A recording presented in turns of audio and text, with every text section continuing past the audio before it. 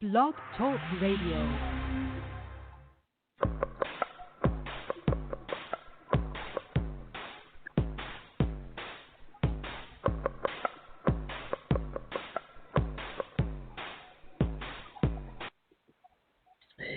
Good evening and welcome to House Talk. I'm your host, Dr. Lauren D. Pitts. Tonight, I am so excited. There really aren't words to tell you how excited I am because tonight we are celebrating House Talk's 50th episode. That's right. You heard me. 50 episodes in, and I am super, super, super excited with this amazing global listening audience that we have. It is phenomenal, and I am excited to be here tonight. We thought, how appropriate would it be to also celebrate where it all began, the roots of it all, my hometown of Salem, New Jersey. And yes, as I said in the countdown post, contrary to what people think, I am from Salem, and we'll talk more about that later. So, some of Salem's finest are in the house tonight. Tonight, I'm joined by my former high school sweetheart, co-host, and Salem, New Jersey native, Dr. Brian Maiden. My dear cousin and Shiro, stand up for Salem's Economic and Workforce Development Director, Brianna Pitts. My lifelong friend and just my sweetheart forever, Gail Livingston-Slaughter, who's also stand up for Salem's Promotions Committee Chairman. My newest colleague and friend, community activist Marvin Ford, and last but certainly not least, one of House Talk's best friends and dear colleague, ACEs expert from Baylor University in Houston, Texas, Dr. Gregory Williams. Welcome to House Talk's 50th episode celebration, everybody. Awesome. Yay. So I just want to tell you guys, we haven't even started yet. The switchboard is lit up. So we're going to get into it, and then so listeners that are on the switchboard waiting for us, we've got folks that have already been waiting 5-6 minutes to chime in on this discussion. So we're going to go ahead and get started, and we will get to calls throughout the show.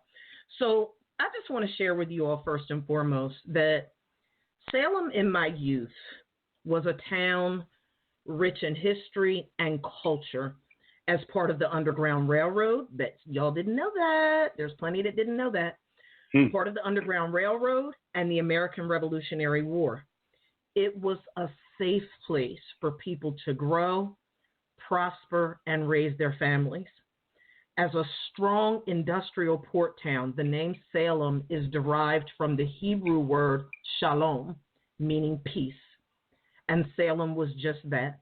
It was a great place known for its peace, Christian principles, family unity, great schools, and opportunities for its citizens to prosper. Salem today is very different from what Dr. Maiden, Marvin, Gail, and I experienced growing up, and even more different than what Brianna experienced growing up in more recent years. The discussions concerning revitalization are difficult ones because there is so much that needs to be sorted through to resuscitate, restore, introduce the new, and create a community that promotes sustainable prosperity for everybody. For many, these discussions are extremely difficult, but provoking the hard discussions is exactly what House Talk is all about. These hard conversations are necessary to educate, empower, and liberate us so we can strengthen our relationships, our homes, and our communities.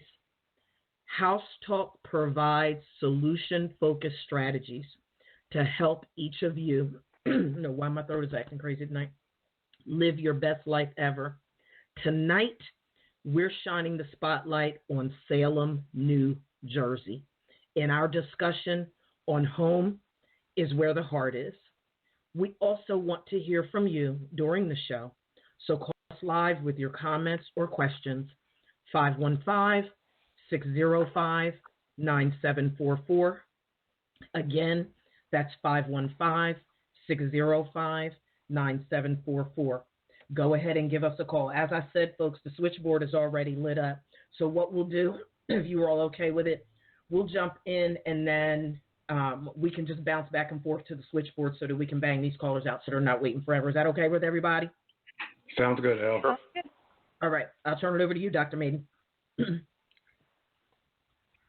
definitely want to hear from Salem, but I have to add Mark's intro because in addition to being a great man, a great personality, he was also a great multiple sport athlete from Salem in a town that has produced many great athletes. So Marvin was one of those dudes that he was a couple years ahead of me and one of the people that I always looked up to.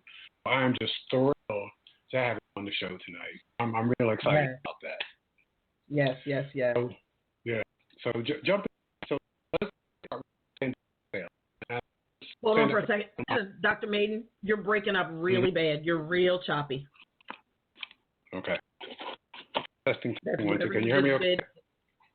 Yeah, say something. Okay. Can you hear me okay? Yeah. Okay. So I'm going to jump into Stand Up for Salem. Stand Up for Salem's motto is deep roots, bold vision, and we're definitely feeling that. And it's our understanding that Stand Up for Salem is not the city government, but you all gladly partner with local government, residents, businesses, and other nonprofits to work collaboratively to create a better future for all of Salem. So, for our listeners, what is Stand Up for Salem of the organization, and also how can other people get involved? Okay. This is Brianna. I'll take it away. So, Stand Up for Salem is a nonprofit community development organization, and our mission is to revitalize the city of Salem. They've been around since 1988, so 30-plus years, and it's very resident-based planning, volunteer-driven projects. We have different initiatives and grants. They also follow a Main Street model, which is all about transformation strategies, and they have 3 different committees. So they have a committee about economic vitality, they have a committee on design, and they also have a committee on promotions, which Ms. Gail is lead on. Gail, you want to share some more?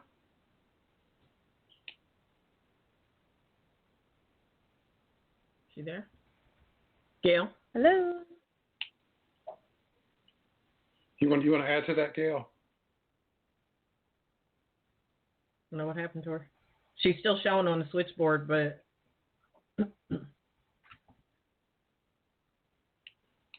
Brianna, you want to keep going?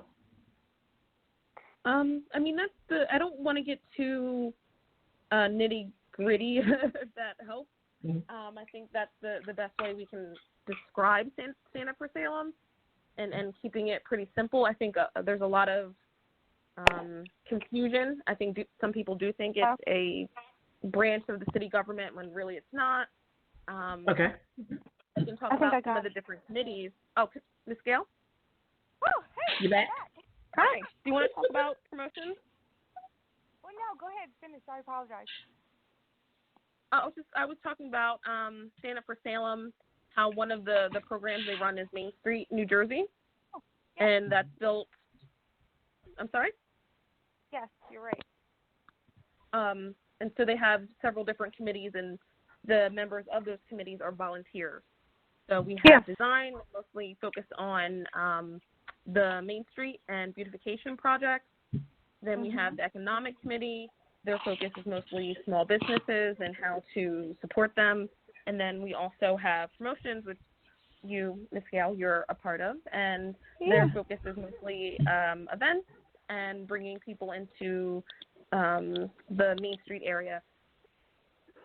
Yes, and with the promotion area, this is Gail Livingston-Slaughter. The promotion, the whole idea is to get people out, to the community. The summer concert series that I kind of took over from somebody else that started it, which we bring all kinds of live music, genres, and all types of music that actually gets people in town involved to a point to where now people wouldn't normally come into town, but do for those for the concert. So it showed a different, different view of Salem, because at one point people were like, "Oh, I'm not going to Salem," but now they do, and they love it, and they tell a friend and bring friends. So it really has evolved, kind of make it really nice. The block party, which is my baby, to where there's thousands of people out there, and it's a free family event, and it's what we gear it towards, to where people can just bring their family for 4 hours, and they can just have at it and just have it. So that's kind of nice. We do this movies this year, so that stuff is funded by sponsors. We just started the Higher Garden, which matched by someone, and take with some years we have some really cool group of volunteers. Angela Tom, Ann Boyce, Kim Fisher, Matt Visit, quite a few people. I think it's just come in all season long, and it's free vegetables. It's just sustainable. It's just through volunteers. They come in, they weed, they grow.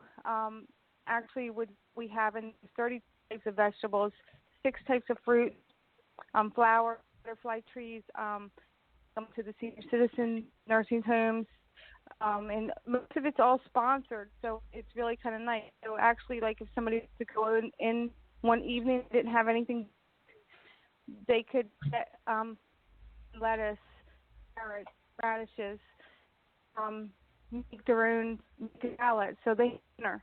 So it's really kind of cool. We're looking to experience if we possibly can. So and that's kind of a little bit about the pushing part of things. Sounds good. So can you briefly cover what the vision and mission of Stand Up for Salem is?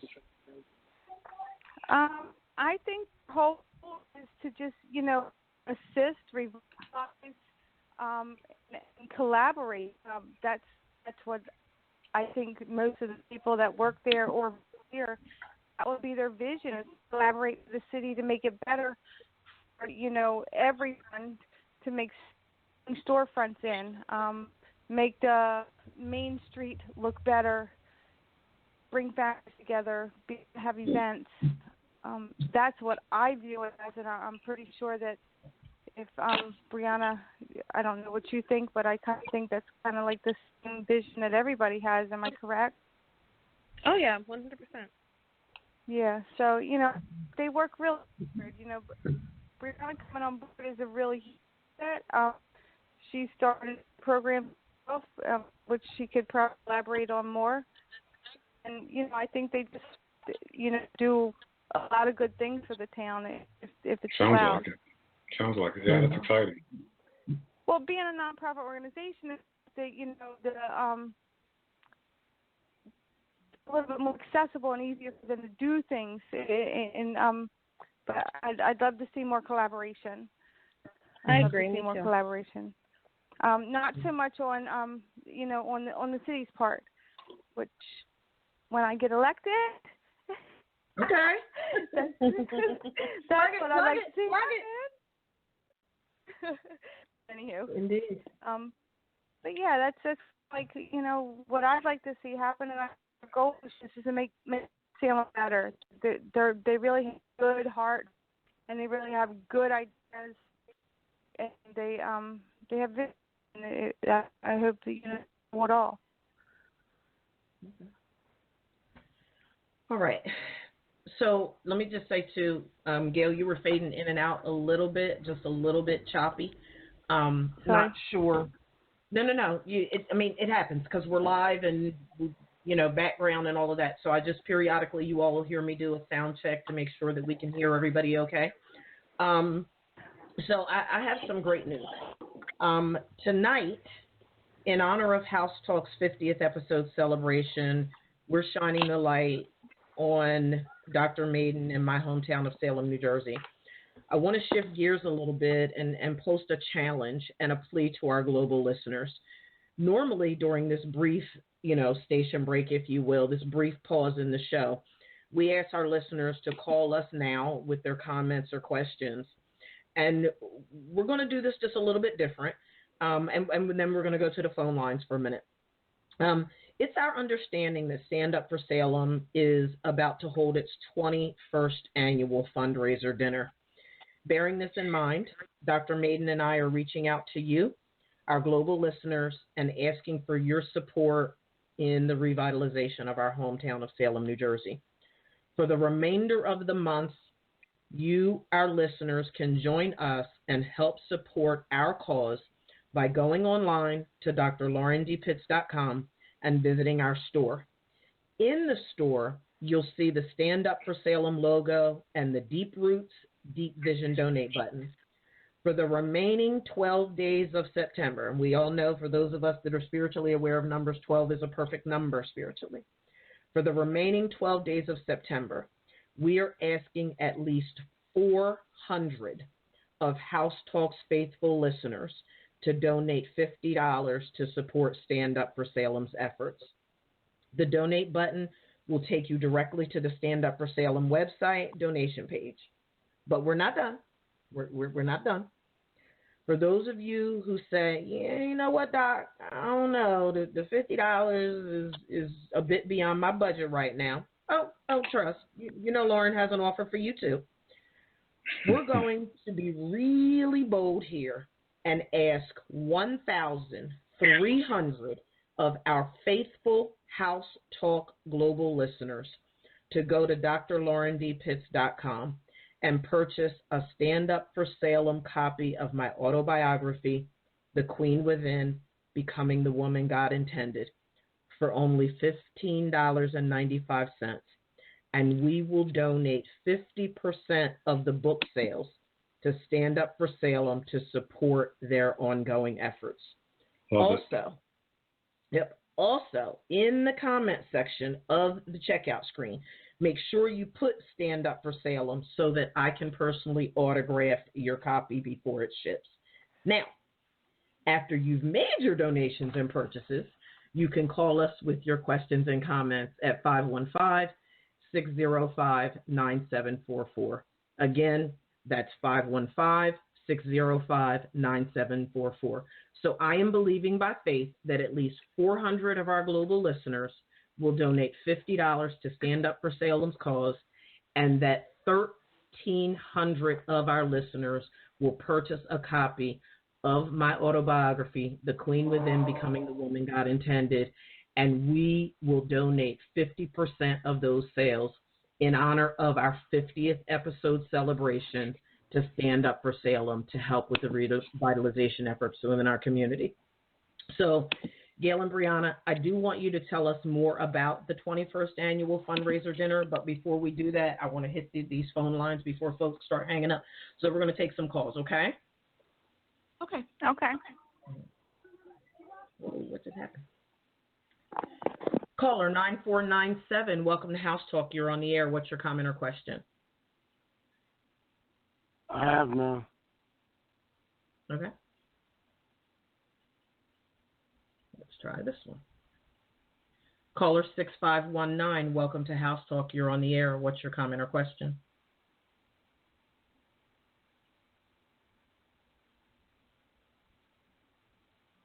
So I got phone lines and nobody's talking. People shy? Not if they're from Salem. You look, right? Okay. Caller 2927, welcome to House Talk. What is your comment or question? Crickets. Okay. So we'll keep going. I don't know what that was all about, but okay. Gail and Brianna, can you tell us and the listeners more about the 21st annual fundraiser dinner that you all are about to have? Brianna, you want to start? Sure. Yeah. So this year's fundraiser is focused on expanding our program.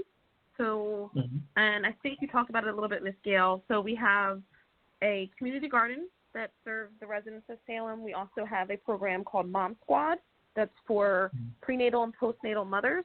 It gives them education classes for free. It also supplies them with baby clothes and gifts for the mother. And the aim for that program is to help to reduce infant and maternal mortality. Another program that we have that could also use a lot of help is our bicycle program that's for youth over the summer. So they learn bicycle mechanics. They also get to experiment in the arts and sciences. We just renovated a space in our building that was underutilized to make it a maker space. So for that space, we want to create more programs that are based in STEAM education, which is science, technology, engineering, and mathematics. And I think that's kind of the gist. Okay. Yeah, When is the annual fundraiser dinner, and how can people participate in that? Oh, that's next Thursday, the 26th. 26. Mm-hmm. Yep. Yes, at 5:30. I'm sorry, my brain is like dead. Yes, We've been 5:30. planning this for crazy. Tickets are $45. You can go and stand up for Salem or Salem Main Street. You can order right through there, I believe. Mm-hmm. Or you can. And it's at Salem Community College, right? It is at Salem Yeah. Community College. It begins at 5:30. We actually have two recipients for our Pedersen Awards this year. Miss Anita Johnson. One of our other cousins. Yes, she is being honored this year as one of the recipients for the individual, and then also the Quakers in the Friends Meeting House is being honored in for their care and how they cared for the oak tree and on all that other good stuff in that situation. So that's a group honorees. We have two significant reverends, ministers. I don't want to be offensive, and I apologize if I call them wrong things, but Miss Anita Johnson and Miss Mickey Cornegay, they are actually doing the benediction and the opening prayer as well. And the significance of those two is that they're two, women who took over their father's church here in Salem and continued to keep it going. So they are going to lead us off and end us here. So it's going to be pretty nice. I'm super excited about this one.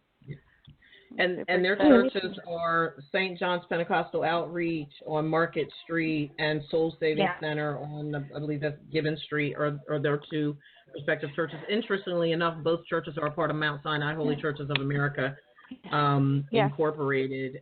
Just two amazing women taking over two phenomenal ministries that both of their fathers labored in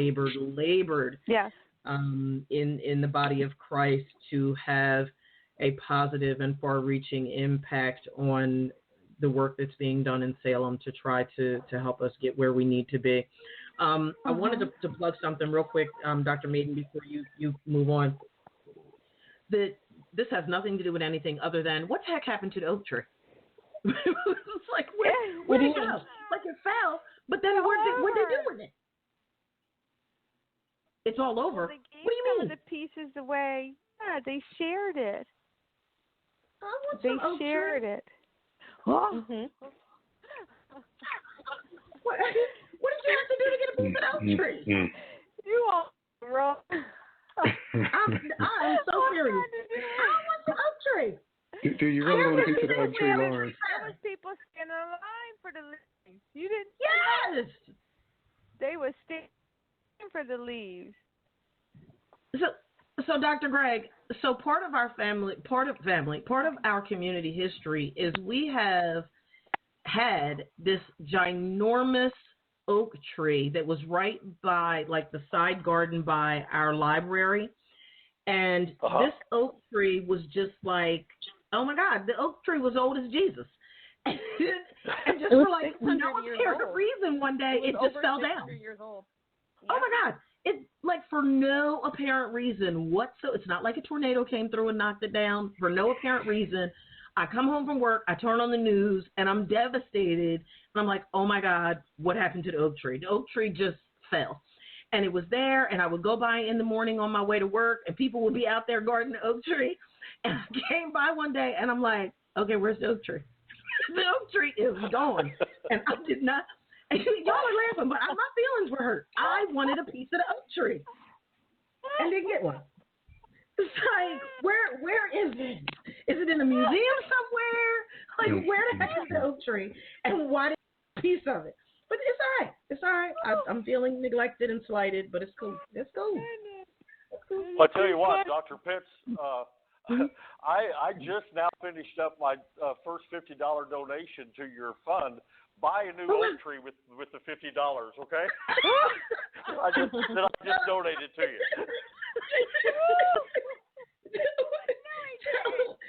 We need a new oak tree. The town don't even seem right without our oak tree. What the heck?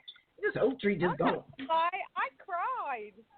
Girl, I was emotional. I cried. I'm like, but it was like a whole history. Yeah, it's like, I don't know. It really affected. I know that sounds really corny and cheesy, and people are probably gonna joke me, and I don't even care. But I was feeling some type of way about the fact that the oak tree is gone. So anyway, Dr. Maiden. Well, Lauren. Yes. This is Marvin. Did they close the Oak Diner too? No.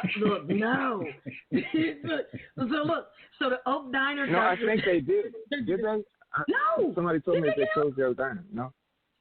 No way. I did see that it was for sale. I did see that it was for sale. It is still open. Hey, hold on. Marv, did you feel some kind of way about the Oak Diner? No. Oh man, come on, man. Look, let me just go and clear that up. But I just came past there on my way home from work tonight, and I did not see that the Oak Diner was up for sale. Okay, so we need to. Well, I saw it on Facebook, so it may not be true. Right. Okay, so because you know Lauren got a culinary background. No, Lauren, this is Marvin. Yes. I'm not mistaken. I think somebody told me that at John Fenwick School, when you go in the front door, there was a picture of John Fenwick and the Indian and the oak tree. Right? You remember that? Mm-hmm. There is. They said they covered that up. Why? Why? I have no idea. Marv, you got some conspiracy you cooking up over there. Come on, hey, Don, check it out. Check it out, man. I got reliable sources. They said they covered up I'm gonna have to check that out. Yeah, what would be the rationale for that? I'm checking that in the morning. You please, and look, and shoot me a text and let me know if that's real. I'm serious. I'm gonna check it in the morning because I gotta take Avery to school. Oh my goodness, it is real. It's not there anymore. But why? It's a different painting. I think it's the oak tree actually. I could be wrong, but I think it's oak tree by itself. You mean? Okay. Yeah. See, I'm mortified now. Yeah. Right. Like, what is going on right now? Okay, Dr. Bean, go ahead. I'm sorry. I guess I was the only one who wasn't that upset that the oak tree fell over. It was old. It was time. It's like life. It was happened. beautiful. The oak tree was beautiful. Okay. You know what? Look, Mr. Hopeless Romantic with all the sentiment. How you be as in touch with your emotions as you are, and you're not saying that the oak tree is gone. Yeah, because it's life. Things come and go. You know what? Go ahead. So, Lauren, you talked about the economic crisis going on in Salem. You touched on that a little bit in the beginning. Yeah. And the crisis we've been experiencing is expected to produce secondary mental health effects that may increase suicide, alcohol-related deaths. It's definitely going to have an impact on our community, and it is having an impact on our community. Because we got plenty of liquor stores. Go ahead. Absolutely. And the mental health effects of the economic crisis can be offset by social welfare and other policy measures. For example, active labor markets aimed at helping people retain or regain jobs counteract the mental health effects of the economic crisis. We have family support programs, which are vastly needed in Salem. They contribute to the effects of the mental health crisis. Increasing alcohol prices and restricting alcohol availability may reduce the harmful effects of mental health and save lives. Debt relief programs will help reduce the mental health effects of the economic crisis, and accessibility and responsive care services support people at risk and prevent mental health effects. When we think about the economy's impact on mental health, we can't ignore the impact of ACEs, adverse childhood experiences on a community's citizens. Dr. Greg, I'm going to pull you in. Can you make the connection between the economy, mental health, and ACEs for our listeners?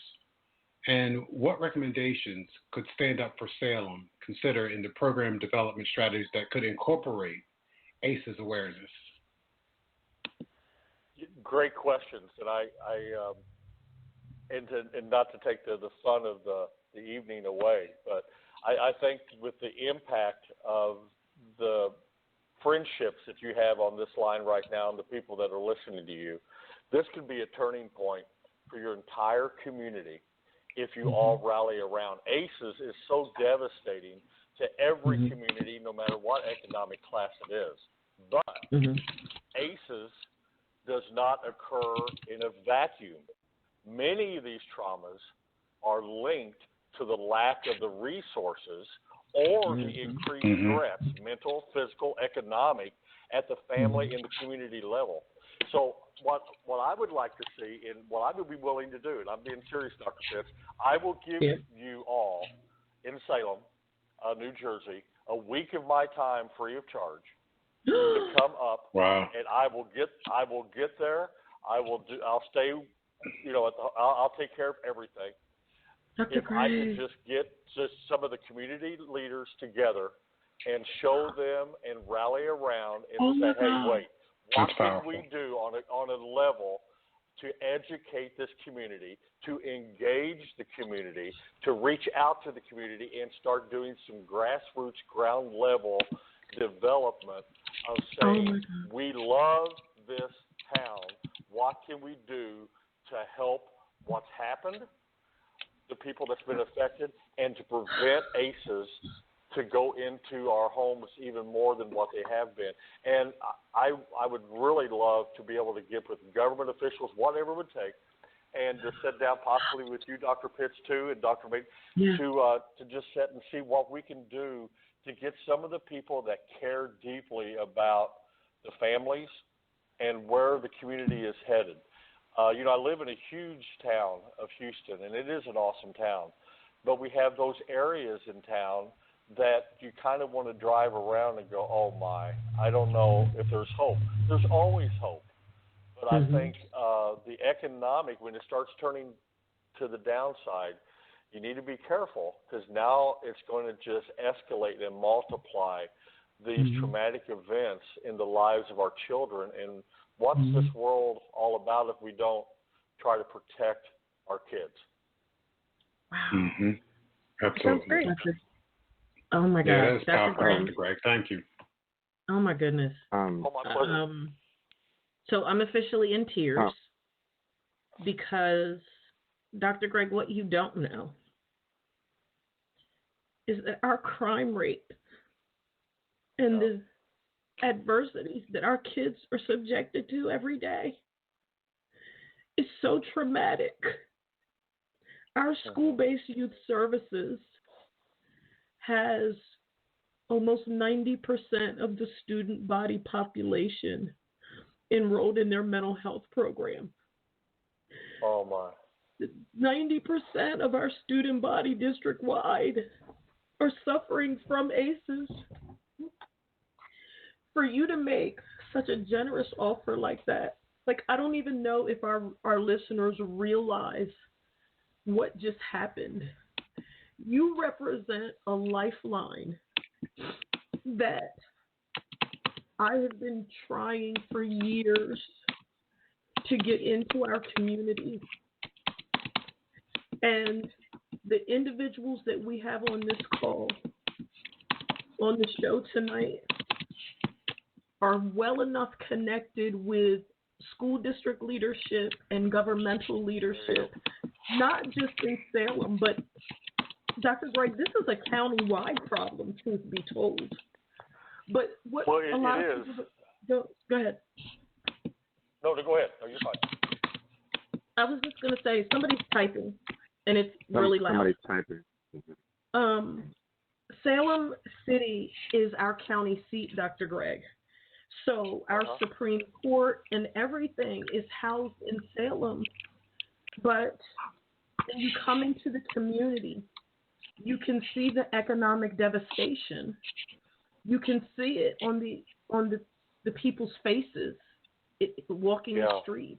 If you and I hope that Gail and Brianna and Marvin and Dr. Maiden, that you all could be instrumental in reaching out to Dr. Michelle, our district superintendent. I don't know that I'm the one to initiate that conversation, but I believe that each of you has enough influence in the community. Karen Roots, Dr. Michelle, the Board of Education, our mayor. I believe that each of you have the appropriate connections that you all could facilitate this town hall meeting, that Dr. Greg is willing to come and to address our community leaders. I don't know if you all realize how significant this is with the work that he does with the CDC and the work that he does with Baylor University in Houston, and being a New York Times best-selling author and specializing in ACEs awareness. This is huge. This is huge, huge, huge for him to extend such grace to us as a community to do this. I don't know what has to happen to make it happen, but I'm asking you all to pull out everything that you have in your hat to get this town hall meeting facilitated, so that we can coordinate with Dr. Greg for him to come in. Well, I would like to, if I could, I would like to try to get a hold of some ACES people and see if we can't maybe use Salem, New Jersey as a model community of how to grow resiliency in a community, and see if I can get some state ACE people, some area ACE people, because it's split up in like 5 different sections of the country, and maybe that whole division up there to where we can actually bring in other resources, other people that can actually train, lead, show what's happened in Seattle or other places in the country that has turned towns around, and start throwing resources that direction, because that's what it's all about. And you know, Dr. Pitts, it's about education, but most of all, it's about people that have a heart to care. And I know people in Salem, New Jersey cares about each other, but sometimes you get to the point of going, what can we do? Well, I think if we all get in the same room and put some heads together, this is what we can do, and kind of start the ball rolling, and then let the community get caught on an emotional fire of caring and loving for each other and build themselves up. And Dr. Greg, just to build on that, I think the community is ready for this. You know, one of the things that moved me was, and I wasn't able to make it back for it, but Marvin and I think Tracy Roots and a few other people pulled this event together where everybody from the community came together. Marv, you can talk about it better than I can. Can you talk about that a little bit? Because watching it on Facebook, I literally had goosebumps just seeing my community come together. It was a beautiful thing. Well, this is Marvin, and am I breaking up? Am I good? No, you're fine. You're good, bro. Fine. Okay. Dr. Greg, that is tremendous, and I really hope that we can make that happen. But the one thing that's going to happen, Dr. Greg and Lauren and Brian, is the disconnect in Salem. It's not so much racial. It's the haves and the have-nots. Yeah. And there's a divide there to where the have-nots despise the people that they think actually have. So when they have meetings and community events like this, it's always somewhere where they're not going to go. And I structured my street ministry on this basis here. If they're not going to come to the church, I'm going to take the church to them. Yes. And I think that you would be really better suited, not trying to tell anybody what to do, but you have to go into the neighborhoods. You got to go on our street. You got to go down on Thompson Street. You got to go to these communities that have been devastated by not so much alcohol that we talk about, but it's drugs. Right. Yeah. That town has been devastated by drugs. And the people that live there that I communicate with on the regular, that's why when we have our event, we don't do it downtown, because a lot of them they don't even go downtown. So we have it down there on at the Horseshoe Pit. And when I go down there, I make sure that I go to the different neighborhoods, because that's where I'm from. I was born and raised on Ward Street. Right. And everything that I do now has helped me, because I was raised in an environment where that was the worst place to go. Nobody, my friends couldn't come down where I live. But the thing is, the people that live there now, they're distraught to the point where they don't care. They don't give a damn. Yeah. So how do we get them to start giving a damn? When they have events, this dinner that they're going to have, it costs $45. They're not coming to that. So they feel left out. If they had $45, they wouldn't spend it for that. Yeah. So they feel that they've been left out when they have city council meetings. Okay, they're not coming to the city council meeting. As much as I try to beg them to do it, they don't come. But what if, just what if, the city council came to the neighborhoods? You can't keep acting like this is, it's not going to go away. And there are some people that they, when Gail says that they separate themselves from the city council, that's a good thing. But Gail, what's happening is they're lumping everything together, and it's the us against them mentality. And it's not really like that, because, Gail, I think you guys do some really good things. And I think the city council has some good intentions, but nothing is really coming together. And that's what I know for a fact. It's not something that I heard. When I went down there, I actually saw it from my own eyes. And I hate to be critical of our town, because I hate to call it a city, because it's a town. I hate to be critical of our town and the officials, but there's nowhere in the world that I have lived in Atlanta for 35 years, and I'm more popular than the mayor. That's ridiculous. He's probably a good guy. I don't know him. But they don't see him. Right. They can't touch him. And that's a big difference. And because when I went down, I was trying to find out, well, what is wrong? And that's one of the things that I found, that the disconnect between the city officials and the neighborhoods, and to go a step further, the church and the neighborhood.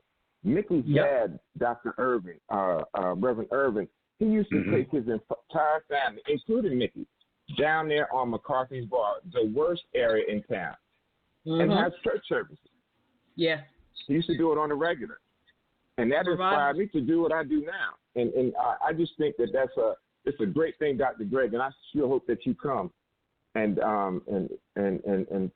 volunteer your services like that. But if you could, make an effort to get to the neighborhoods, because they'll receive you if you come, but nobody's going, and they won't say that. They won't say it, but that's what's actually happening.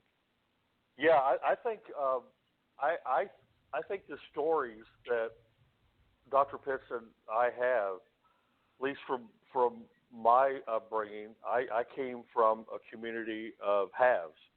You know, my mom drove a Cadillac, my dad drove a Lincoln Continental, but I was abused every day of my life. Yeah. Wow.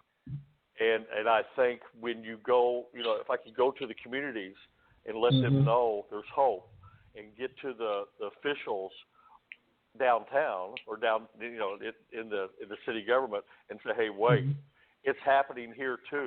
It's just that you're dressed better while it's happening, and you're driving nicer cars while it's happening to your families. And the only way to solve this problem in the good and the not so good areas is for each of us to care about all parts of town, and to fall in love with hope, and take care of each other, and have some respectability, that it isn't two different places to live. It's one happy family, and it can be done. I've seen it happen. And I'm just one of those goofy people that think there's always an opportunity to be better, and it can happen if we all get in the same room. That's right, Dan. I totally agree.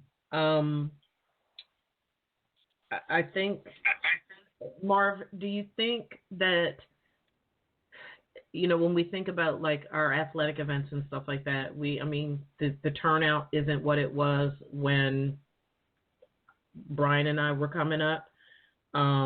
But folks come out and totally agreeing that we need to go out in the community. Would you be willing, if we all coordinated so that everybody can come and you could be here when Dr. Greg is here, so that we can all do this together? Is that something you would be open to? Oh, most definitely, most definitely. I don't like to just talk about it. I love. Here's my problem, Lauren.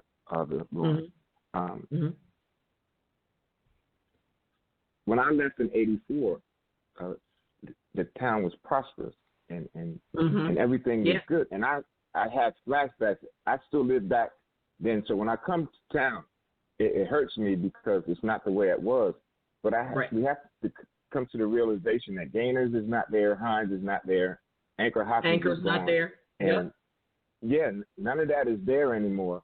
So I have to check myself sometimes, because I used to be really critical about some things that I saw, and I was like, okay, if I don't have a solution for it, don't keep being critical about it. So I stopped that. Because I didn't have solutions. But anything that I can do to be involved with this, yes, please count me in. Okay. Please count me in. Okay.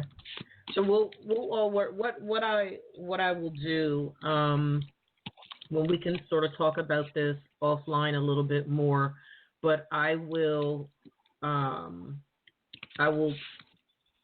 send out some dates and times to see what works best for everybody for us to do a Zoom virtual conference call, so that we can sort of flesh it out a little bit and start to put the feelers out there with the legislators within the, with the governing body within the community, and see if we can make this happen. And then my thought was too, with the weather about to change, I wondered if, going out into the community, but also following that up with something at the high school in the auditorium, or something at the high school in the cafeteria, would be something that Mr. Mulhorn and Dr. Michelle would be open and receptive to. So these are definitely conversations that we want to start having, as quickly as possible, so that we can get some things, in position. Now, I will say that Brian is actually, he's related to our mayor. So I don't know, Brian, if you can have a conversation with Yvette and Charles and see if that's something that he would be open and receptive to, not to put you, not to throw you under the bus or what have you, but we can talk about that offline. That is definitely not throwing me under the bus. I think that's a good idea. I think that, number one, Dr. Gregg's offer is tremendously generous. And I think Marv hit on something that we've talked about in smaller circles. So I'm glad, Marv, that you put it out there for our larger audience. James Washington and I have been talking about this, about coming back and how we need to make sure the community is involved in this. I was talking to my sister, Dr. Rose Myers, about it. And she was talking about, the programs and how it has to be an economic uprising before we can do anything else. And so connecting, as Marv said, connecting those in quote unquote power to the people is the way for things to turn around. It's going to start that turnaround. So anything I can do, I'm definitely down with. Okay. Brian, another thing too. I'm sorry. What's up, Brian? Going to those communities, there's a leader in every one of those communities that are bad. Now, he may be a criminal. But there's somebody in those communities that they respect. We have to hook him. Indeed. Some kind of how we have to hook him, because us going to the community, coming from the outside, we're still outsiders. Yeah. But if we hook the leader or whoever they respect, and just he can't stop them from doing anything. But his input would be important, because they can relate to him better than they would relate to us. Absolutely. Because when I go down there and I'm talking to these guys, they respect me, but they don't remember me. They don't know me. These are guys that I know their grandparents now. But when reaching out to somebody that's in that community that, and like I said, he may be a criminal. And sometimes when we're really serious about this, we have to try to get our communities back by any means necessary. And sometimes that may mean we have to have a conversation with these guys that are not they're criminals. Let's just not sugarcoat it. Some of them it is. I'm gonna go to the phone lines real quick. Go ahead. No, go ahead, Dr. Craig. Finish your thought, and then I'll go to the phone. I'm just saying. I would imagine half the politicians in real nice business suits are criminals too. Hello.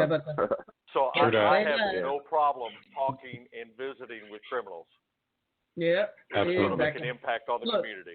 Look, Dr. Greg, isn't that what Jesus did, Marvin? Isn't that what Jesus did? Yes, he did. I don't did. either, because I would rather have them on my side than the politicians, to be honest with you, because I know when I walk down on Olive Street or Thompson Street or any of that, they got my back. That's right. That's right. They'll keep their word.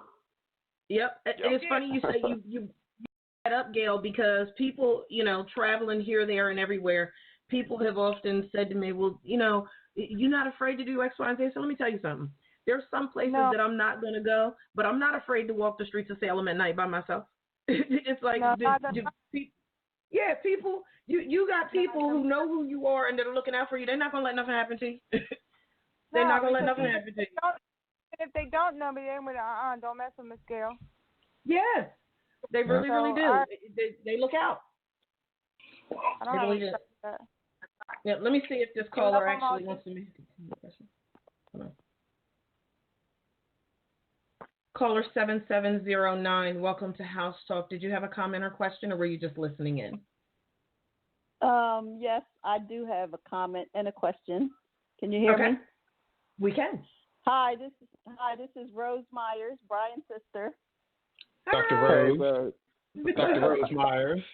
Dr. Rose Myers. And how's everyone? So I've been listening, and I have some thoughts on this situation. I was an original member of Stand Up for Salem back when it started, and that was around the time when Salem started going into decline. And the decline started because of economic issues. And so I think the conversations are good, and I think they're well-intentioned. I'm interested in Dr. Greg's work in terms of economics. What can there be done about economic infusion into the community? Because Salem is poor. I mean, we have to face it. Salem is just flat broke. And that poverty breeds a lot of the issues, the drug issues, the crime issues. And so until we can get our hands around an economic infusion in this town or city, then I think the conversations are just going to go nowhere. I think 90% of the people in Salem are good people and well-intentioned people. But I know Salem was broke then, and when I was on Stand Up for Salem, and it's even more poor now. So I would like to understand more of Dr. Greg's work. Perhaps he can send me some information, share with me offline, or maybe talk about it here. How are we going to wrap our hands around the economics of Salem? Salem is one of the poorest counties in New Jersey. Salem City is one of the poorest cities in the state of New Jersey. So until we can wrap our hands around the economics, I think we're spinning wheels, quite frankly. Well, yeah, I think you're probably right. And there's a lot of communities like Salem, New Jersey, all over our country. And I would love to and have Dr. Pitts give you my email address at the hospital, and I'll be glad to talk to you all day, all night online to where we can talk really in detail. But I think there's some programs. I think there's some funds that could possibly be tapped into. I think once you get the momentum of people together, that gets attention from people that you're not aware that have connections to be able to help economically. Now, but that is the $64,000 question of how do you turn a community in a whole county around economically. I think, first of all, you have to invest in the people and in those people of giving the respect and the love and the care and start building it up from there. And I think you'll get attention from other people that could have access to available funds that could possibly make a difference. And you never know who's listening tonight. You never know who's going to get that heart tug that has that heart that happens to be attached to access to funds. So, but yeah, that is ultimately a major issue. But I would be glad to talk to you in private or online and tell you what is a possibility anyway. Okay, that'd be great, and I am very willing to help where I can and however I can. I just wanted to make sure we are directing our efforts in the right way. So thank you. Yes. So Dr. Rose, I'm so glad you called in. So Brian and I will make sure that you and Dr. Greg get each other's information so you all can have that conversation offline. Okay. Oh, absolutely. Thank you. All right. Thank you. Bye, Rose. Okay. So, in preparation for the show, I did some additional reading on our community. I hadn't been to the city website for a while, so I decided to visit and see what our governing body has to say. This is what I found. It's a welcome message from our mayor. And he says in his message, "Welcome, visitors.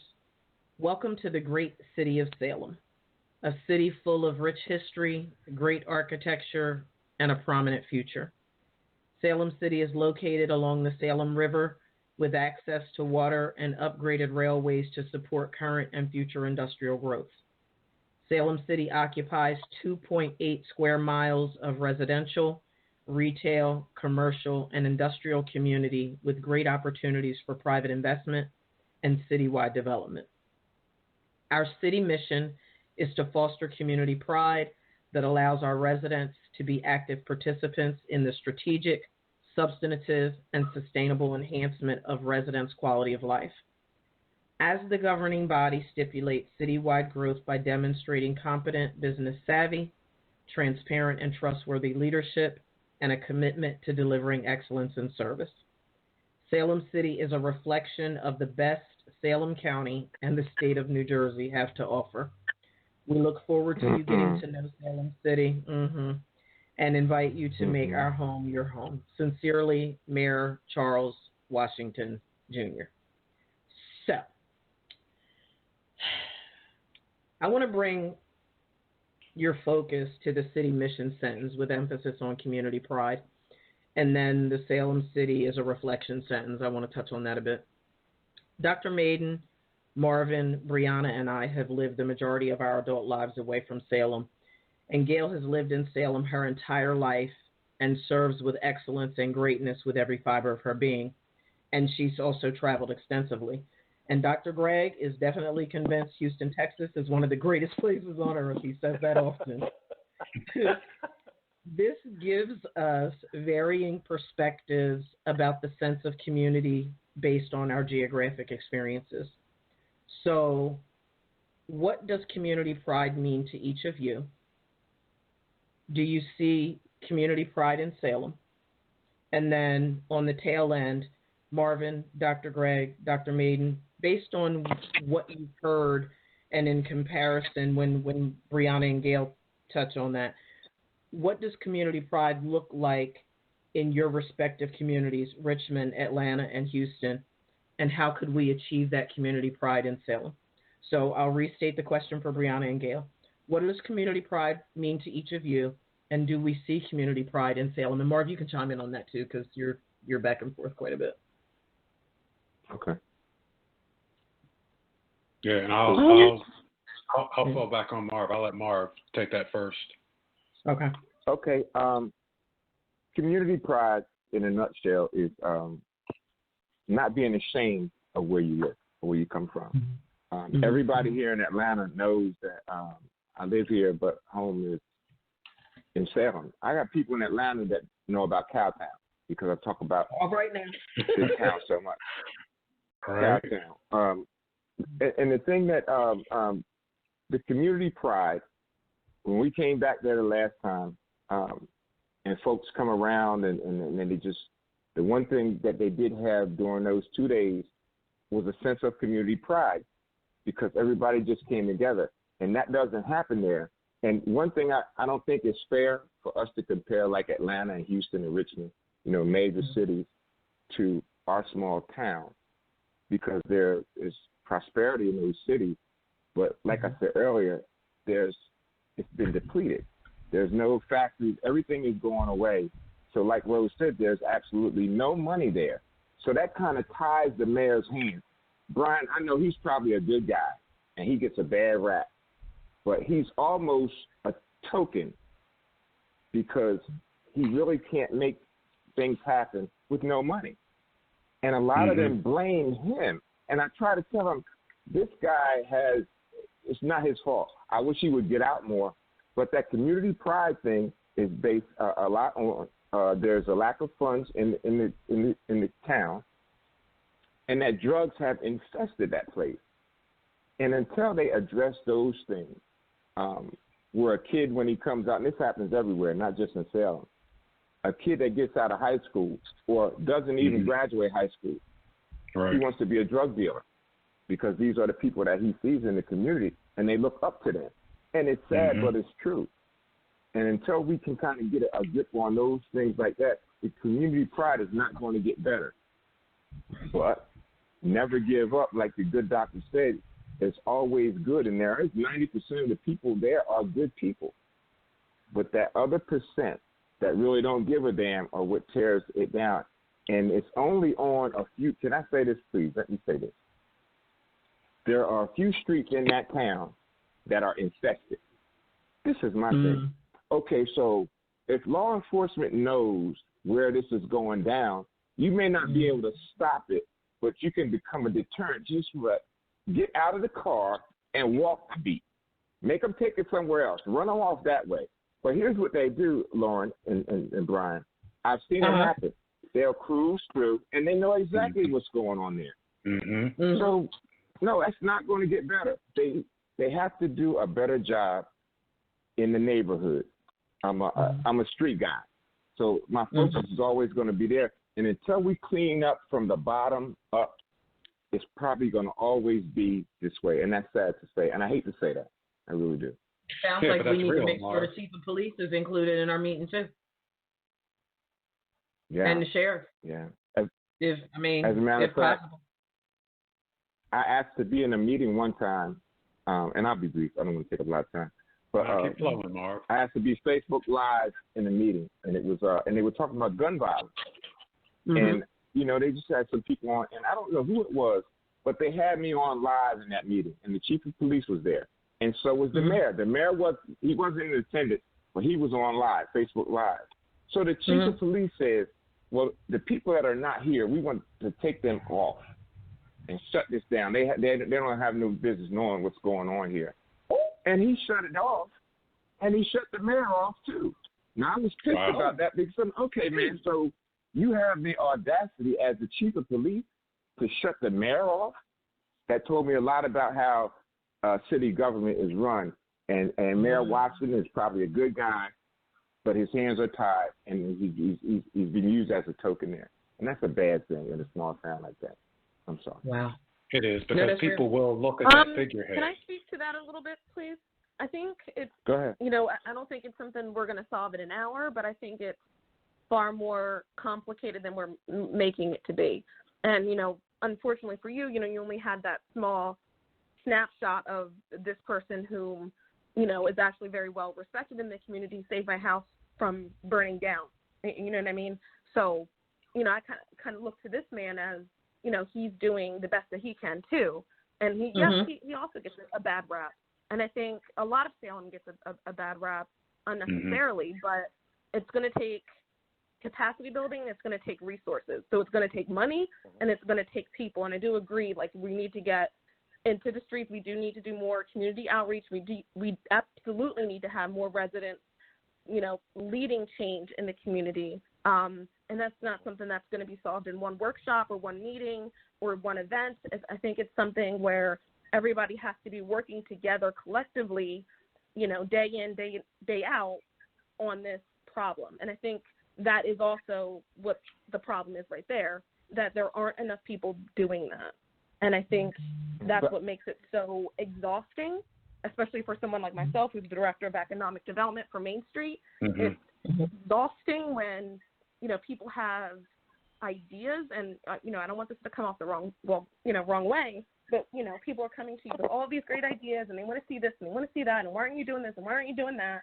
And just how difficult it is day in and day out. And maybe I came off the wrong. I didn't know. Like I was, and I know she's exhausted too. She does 10 different, million different things. It's just. But I didn't mean that in a negative light when I said a token. I didn't mean it like that. I meant that he is the person that they see. They always everything is the mayor's fault. No, I didn't mean like he's a bad guy, because I've heard things. He's a good guy, but he gets the bad rap because in the community they look at the mayor. And so the city council, whatever, but they all look at the mayor, and that's the part that I meant. No, I wasn't being negative when I said that. Okay. So, Brianna, you talked a little bit about that economic, the needs there. Marv talked about that. Dr. Rose Myers talked about it as well. So for me, that's a huge part of what it is. Pride, community, it comes with ownership, employment, and opportunities. So, Brianna, I just want to kind of touch base with you on this a little bit. You talked about those economic opportunities.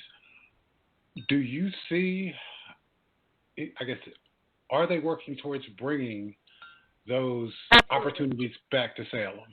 And can you share some of that with us? So it's in grants, unfortunately. Fortunately and unfortunately. The grant making process, it's extensive and it takes time, and sometimes you get the grant, sometimes you don't get the grant. It's in fundraising, it's in it's a lot. I think for me, I'm pretty new in my position. I've only had it 4 months. And I knew it was going to be difficult, but I didn't think it was going to be this difficult. And it's just very labor intensive. So we have a few grants that we applied for and did receive. We have a transformation grant for Main Street, New Jersey, for the Fenwick Plaza, and so that's a placemaking grant. So what we want to do is create more places for people to be proud of, places where people want to go. So we're renovating the plaza on the Main Street there for our movies and for summer concerts, and hopefully, we can expand and have more programs, maybe, a farmer's market. There's also a food desert lacking in a supermarket. We also have a mural project that we're working on as well, to transform some of the different spaces in that area as well. But again, I think it's going to take time. Right. And I think also as a person, in a place of leadership in this organization, like admitting, I don't have all the answers, and I'm not going to be able to solve it all. I'm only one person. And just reaching out more and working on, and you guys touched on it as perfect, just getting into the community. And that's the hard part, I think.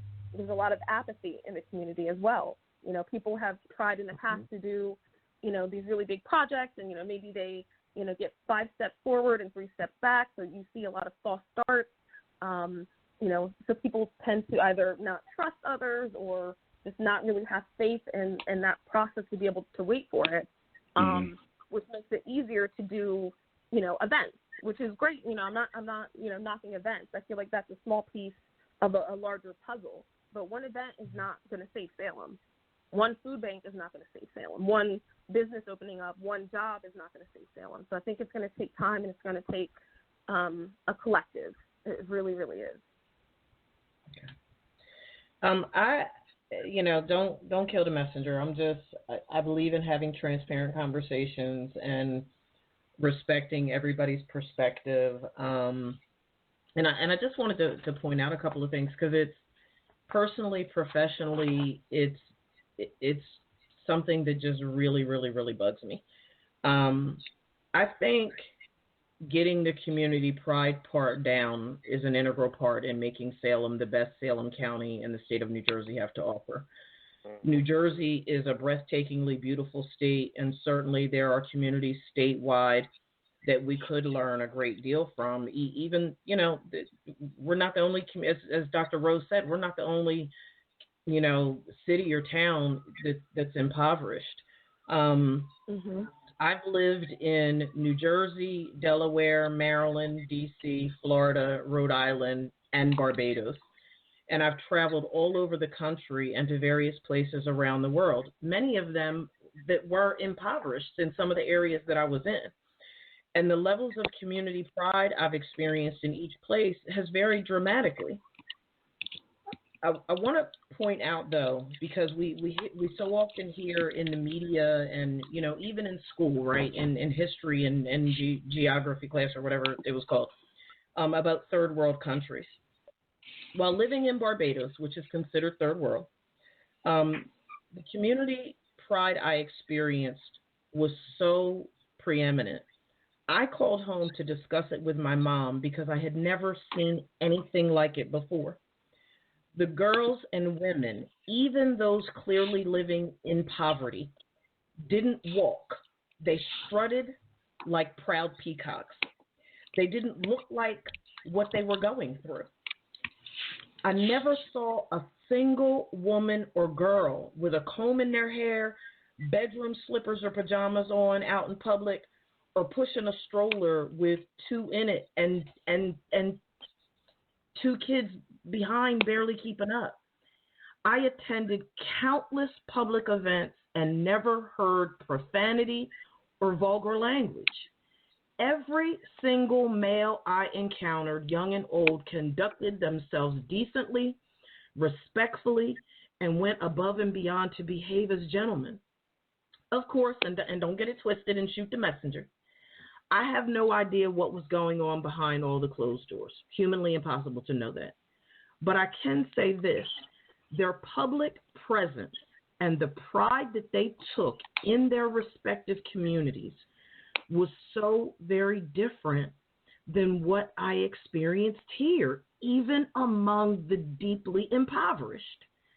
I attended elementary and high schools daily to conduct research and never once witnessed any of the adverse behavior I've seen within our school district. My point is this. Community pride to me is all-encompassing. It means, and I believe Marv, you said this, it means having pride in oneself, your family, your home, and the property you own or are responsible for. It means being proud of your school and our teams. It means knowing, embracing, and embodying a state of mind that says I am an ambassador for my community and I have a moral and civic responsibility to represent it well. It means trying your best to do as much business as you can locally. Forgive me, but I don't believe economic depression and poverty are reasons to not take pride in oneself or the community. And let me just add this. I'm going to share something with you that Brianna knows because we're family. Growing up in Salem on West Broadway and on Hubble Avenue and back and forth to my grandmother's house, let me just tell the world right now, we did not have indoor plumbing and a working toilet until I was in 5th grade at my grandmother's house. I didn't have friends over because we didn't want to be clowned or bullied, they didn't call it back then, about the fact that we had to go to an outhouse to the bathroom. But guess what? Nobody knew that. I was Brian's girlfriend for a good little while. He didn't know that until just now when I told him. You know why? True. Because even though we grew up impoverished, folks, my grandfather had an 8th grade education. My grandmother had a 10th grade education, but they still instilled in us a level of pride that says, no, we don't have a pot to piss in or a window to throw it out of. But just because we don't have any money does not mean that we cannot carry ourselves with decency and respect.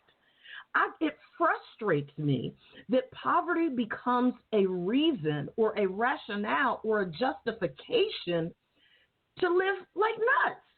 It's not okay. Cussing your teacher out has nothing to do with how much money you have. Holding your child accountable to respect their elders has nothing to do with how much money you have. It is a learned behavior, and we have got to work together to break the cycle of ignorance that is permeating our community. Mm-hmm. Now, I agree. I know I said a mouthful. No. But that was good. Well, can I add to that a little bit? Please. Okay, so I feel like, so this is something that is an issue in Salem. This is what changes things. So, Granny and Grandpa on the Hill, like, they own that land. He built that house. They farmed the land. Like, there was a sense of ownership. Now, in Salem, there aren't enough, no, let me not phrase it that way, but there's a high rate of people who don't own their own homes. So how can you feel a sense of pride if you're constantly, moving, or you're homeless, or you're, in subsidized housing one minute and you're here the next? Like, I think that also contributes to a sense of pride. If you own the land, and if you take that sense of ownership to take care of it, that's what gives you a sense of, okay, this is my home. This is my place. I care for it, and I'm fully responsible for it. I'm not looking to a landlord to fix my problems because, that's the person who owns the house. This is my house. So here's my. You know what I mean? I feel like that's not the only reason. I feel like that's a part of it. But here's the thing. Lack of ownership. But here's the thing. The world is full of people that never own their home. But just because you don't own your home doesn't mean you can't take pride in it. You think about it. You can ride through West Side Court or through East Side, and you can see vehicles out there that's got the fattest rims all day long. But you see what I'm saying? It's like when Marv touched on whoever the leader is on the block doing the darn thing. They riding around. Look, I go to work every day. Some folk that I know don't have no jobs, living better than me. Why? Because their priorities are very different. But these are some of the same folks that, you know what, when I was teaching at the high school, these are some of the same folks that would come out to the high school, turn up, turn out, and cut a pure D fool because they didn't like the way somebody said something to their kid. Gail handles our sporting events and stuff. Gee, how many times have we had issues that, like, why do we have such a strong police presence at our athletic events? Because folks acting crazy. We didn't have to be wounded down for basketball games when we were in school. We didn't have to have it. Go ahead, G. Well, I get cussed out on a regular. Right. There's a sense of entitlement. It's entitlement. Even the ones you help the most are the ones that give you their ass to kiss. Excuse my language. Right. That's real. No, you're right. I'll that help has nothing to do with economy. They treat me the worst. I get, yeah. Yeah, but it's for the kids. Like that's how I look at it. Yeah. We are, it was another show, and then we can certainly move on. But when I think about a couple of weeks ago, we did a scholar athlete show. When I think about how ill prepared, and we have a dynamic coaching staff. Don't get it twisted. Montre and we got a phenomenal coaching staff. But unfortunately, they're up against a brick wall at times because you got to be coach and parent and mentor and all this stuff too. It's like home. Home is where the foundation is. Home is where the morals and the values and the ethics and appropriate conduct is supposed to be taught. The school is just supposed to reinforce that. But we have a whole community of kids, many of which are coming to school and cussing the teachers out. They are if y'all want entertainment, go into the high school and walk the halls and see how different it is than when you were there, Marv, in 84, when Brian and I were there, 82 to 86. It's so much different, and the stuff that is tolerated is scary.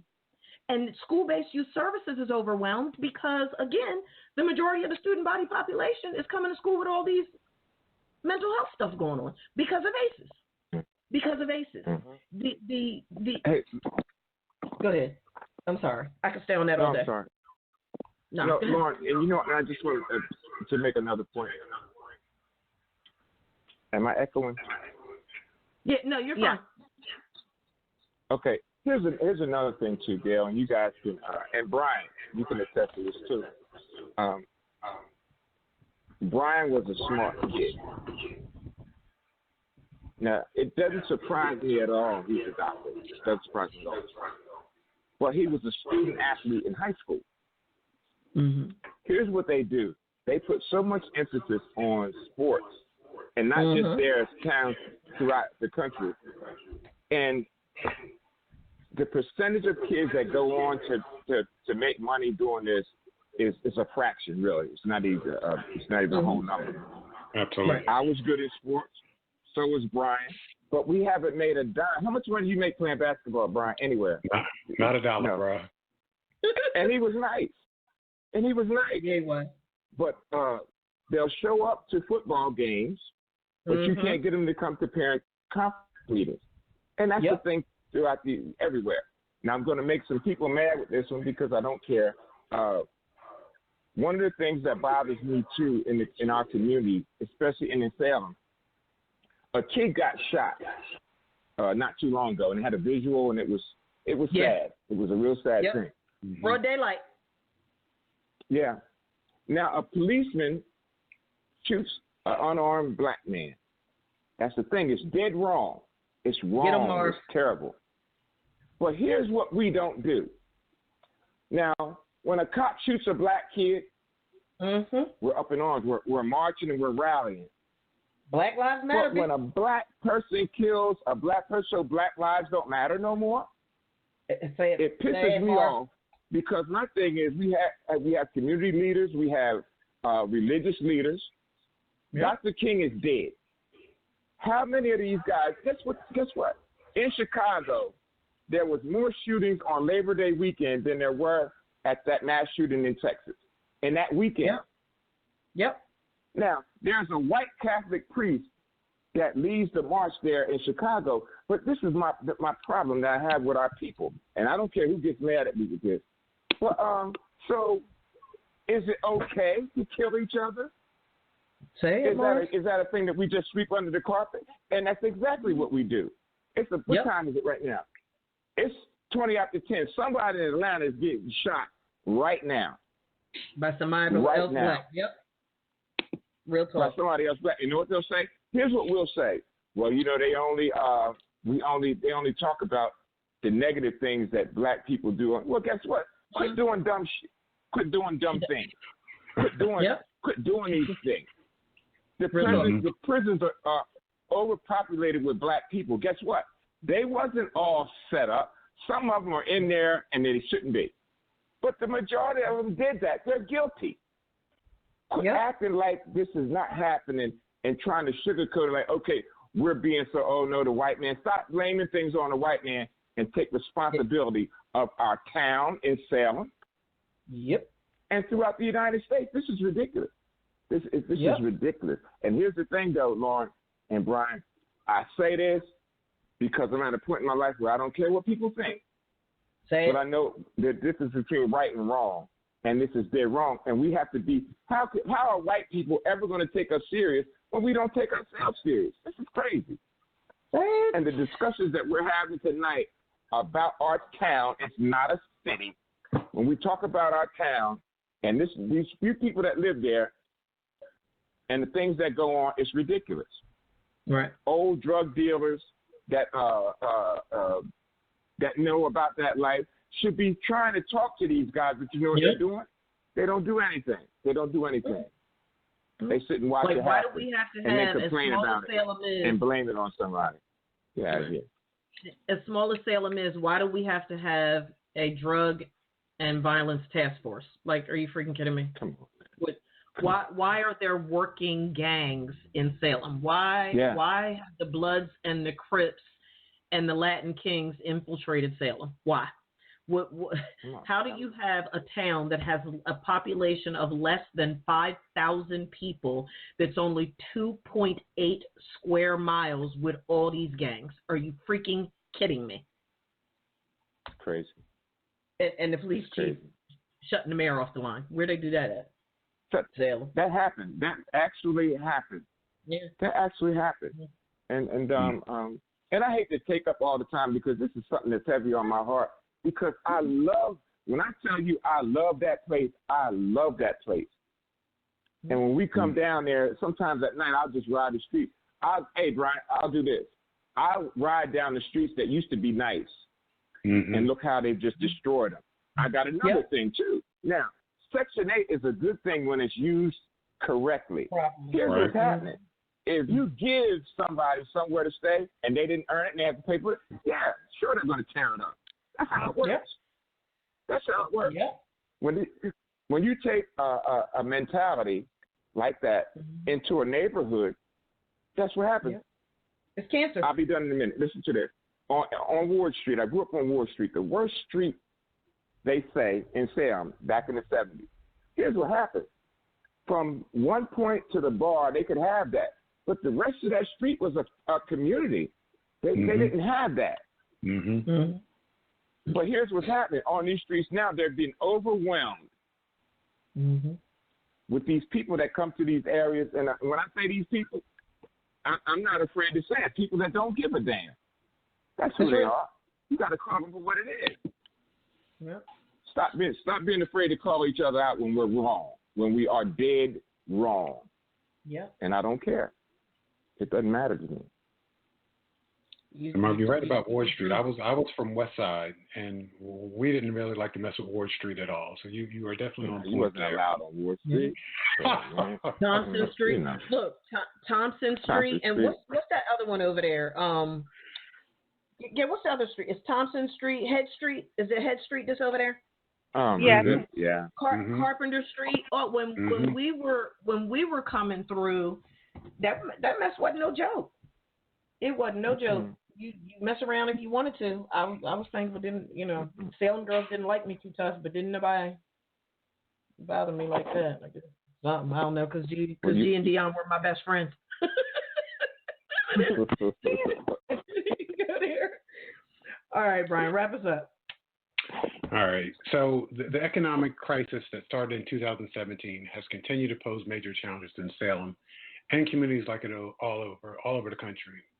And actually for Salem and many other small communities, it started much earlier, like when Marv talked about all the industry that left, the Heinz, the supermarket, Anchor Hawkins was also a major employer there, and has led to significant declines in economic activity, a rise in unemployment, depressed housing markets, an increased number of people living in poverty. The rise in national debt is forcing our government, to implement severe cuts in public housing spending. Significant risks remain in our economy, and many communities are facing an era of austerity in health and welfare services. Salem is one of many, but it's our community, and we can definitely revitalize it. We can come together and each do our part to contribute to the revitalization. As Brianna said, it's going to take time. We have to be deliberate. We have to be intentional in being part of the solutions and not part of the problems. That being said, what are 3 or 4 key points we want our listeners to take away from tonight's discussion? Gail, Brianna, Marv, Dr. Greg, and then we'll finish up with you, Dr. Pitts. Okay.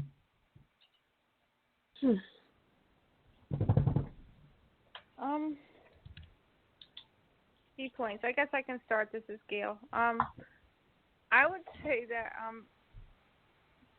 don't be a part of the problem. One of the main things is if you have a complaint or negative thought or anything of any sort, act on it. Do something. Don't say, "Oh, this is what we should do." No, this is what you should do. You know, there's so many people that want to sit around and talk about it.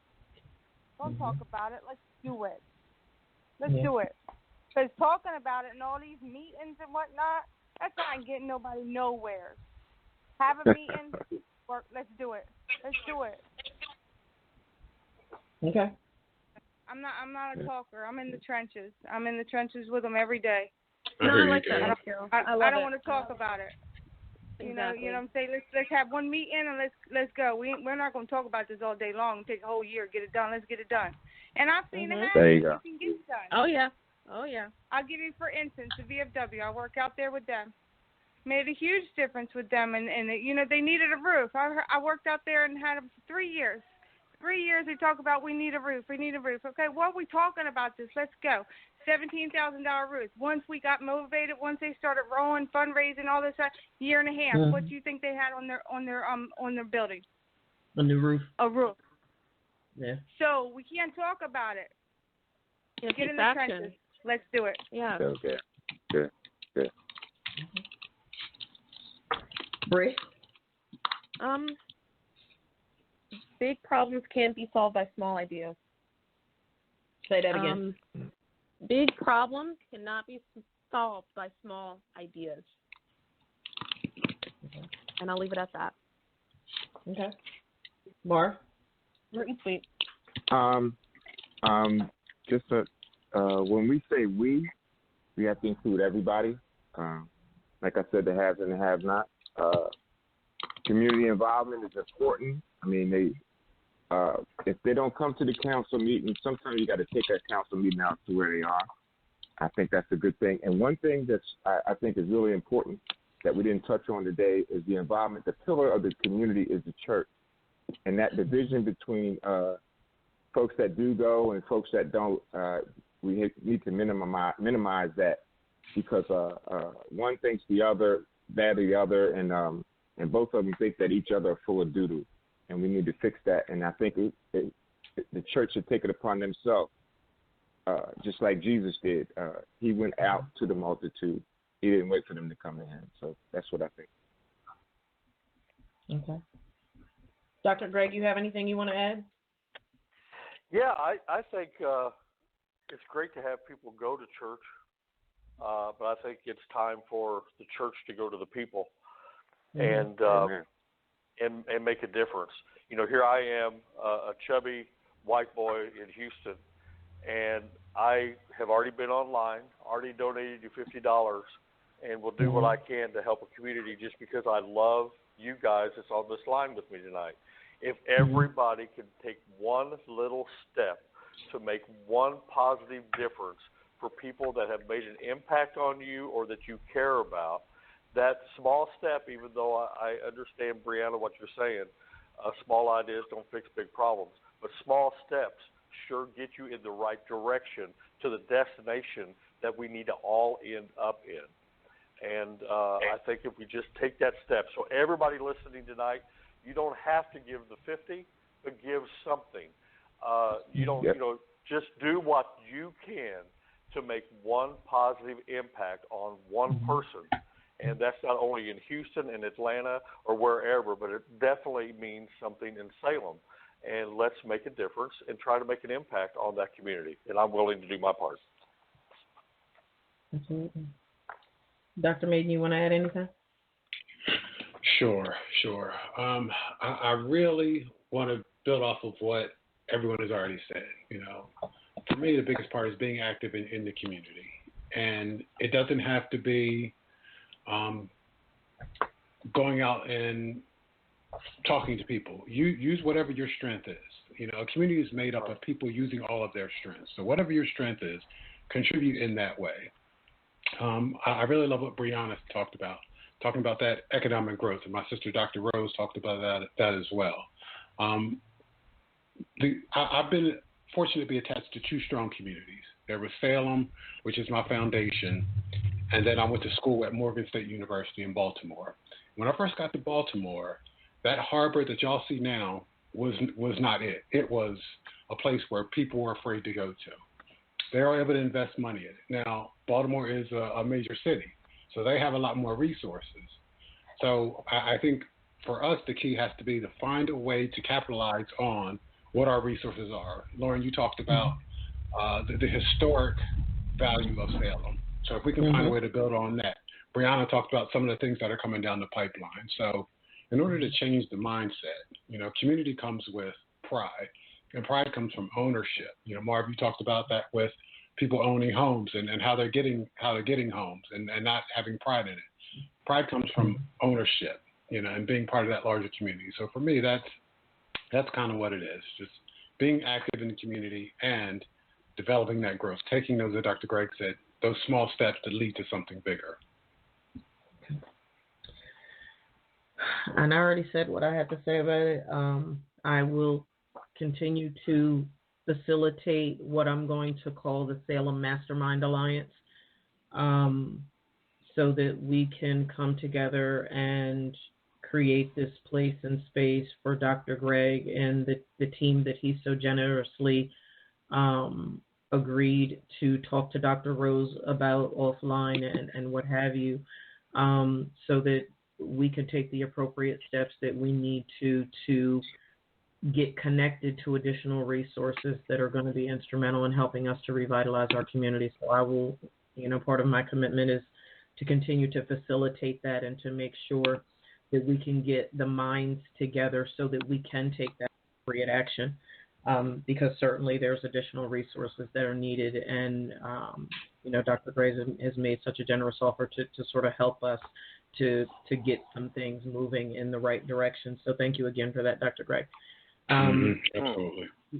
Listeners, I want to thank you for tuning in tonight. Don't forget to order my autobiography, The Queen Within, Becoming the Woman God Intended, via my website at drlaurendpitts.com, as 50% of sales for the next 12 days are being donated to Stand Up for Salem. There's something in The Queen Within for men and women, young and old, and it will transform your life. And for the next 12 days, support a great cause.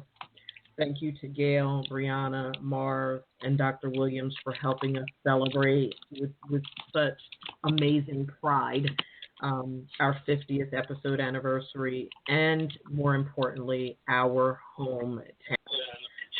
It's time that we get Salem on the map for some positive and some great things. Dr. Maiden, I'm so thankful that you're feeling up to joining us tonight. I know that it was a bit taxing on you, so thank you for making that sacrifice. You truly are a trooper and one of my lifelong heroes as you embody true dedication, commitment, and loyalty. Listeners, please join us next week, next Wednesday at 9 p.m. for The Queen Within, Becoming the Woman God Intended book launch episode. Some of my lifelong partners in crime are going to be joining us to get into the nitty-gritty of what The Queen Within is really all about and what prompted me to write it and share my story with the world. Thank you so much for joining us tonight. Good night, everyone. Good night. Thank you. Good night, y'all. Good night. Thanks for the sweatshirt, Gail.